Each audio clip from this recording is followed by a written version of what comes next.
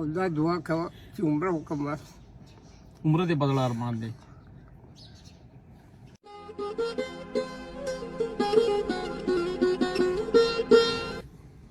څنګه حالات خو دي ټولې ماته نه غنې وو ډېر ښکلی انسان یې ځکه مې زه وکتل ته کوم ځای دا رستم رستم یې دا تیل خرڅې یو خبره ته وکړم دا نن چې څنګه موسم دی که نه ښکلي ورېږي نو پکار دی چې نن ته کور کې وې ښه ښکلې د غوړو حلوا دې پخ کړې وه یا د سوجي حلوا دې پخ کړې وه بلکل بس پروت وې ورته کور کې خو زما زامن دي هغه کشران دي زموږ د واده دي نو هغې سبق کوي نو زه یم چې هغه الله تعالی آباد کړي هغې بس ای کار نه کوي سبق کوي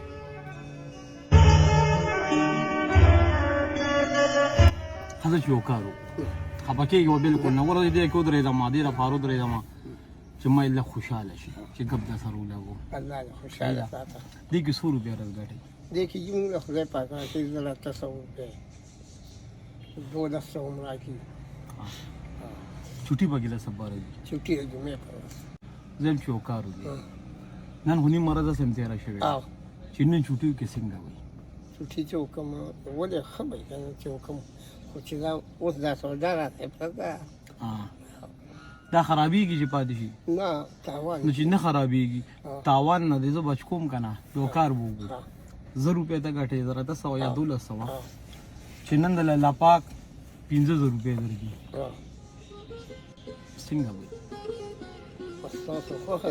مزدوري به خپله نه کوئ دا نه علم دا به کوم ولې دا زما محنت ته دی دا زما محنت د ګیلو ډک زړګی به ګور ته وړمه تاسو چې ناست یم که نه لږ راسایډ شه دا ګاډي وړي زه چې ناست یم چې څنګه ته وایي چې زما خپل بچي دي سبق وایي داسې وګڼه چې زه هم د خپل بچي او چې زه تاسو نه پېژنم او تاسو ما نه پېژنې نو تاسو له بیا څوک درکوي نو بیا الله راکړي اوس الله رانه پکې خفه نه شي ضرورت یې خپل حق حلاله مزدوري کوي زمونږ ډېر څه نه شو کولی دومره کولی شو چې یو ورځ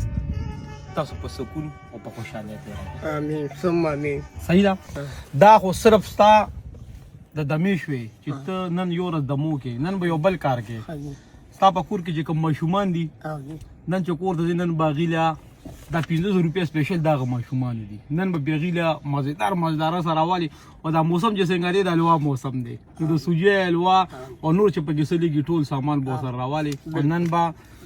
ښه ښکلې دمو کې وړو سره به کښېنې بېبې سره به کښېنې ګپ شپ به ولګې او سبا بیا الله شته الله دې عمر ډېر کا خدای دې عمر ډېر کا خو زم کوم زما نه لاندې غریبي که نه زه خو محنت کوم خو ډېر غریبانان شته دا بابا دا ستاسو ما تاسو ته ووایي که نه چې دا ستاسو اګنام دی ستاسو د غیرت صحیح ده تاسو په دې سپین ګیرو باندې روت یو د سپینو ډکو الله هم خاطر کړی دی موږ ستاسو کشران یو ستاسو د خپو خور یو ستاسو نوم څه دی زما امجد نوم دی امجد صاحب الله دې حج له بوځه الله دې خوشحاله کړه او دا دعا کوه چې عمره وکړم بس عمره دې بدل ارمان دی د ګیلو ډک زړګی به ګور ته وړمه سترګې لرم سر ته یو خبر ما ته وګوره چې ما ته ووایي چې دا مخامخ څوک ناست دی دا څوک نه چې بچی دی ناست دی او چې دا بچی د عمرې له مولیږي نو بیا به څنګه وي بس بیا خو به خانه کعبه کې ستا لپاره دونه دعا غواړم ستا لپاره د پوره د رسول الله امت دپاره د زړګي حال به خدایه چاته وایم په دا دنیا رښتینی یار نه وینم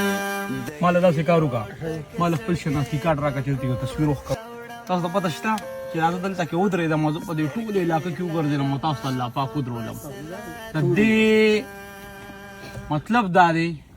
چې ستاسو په قسمت کې لیکلي شوی د عمره ځکه د الله پاک د خپل بچي رورسو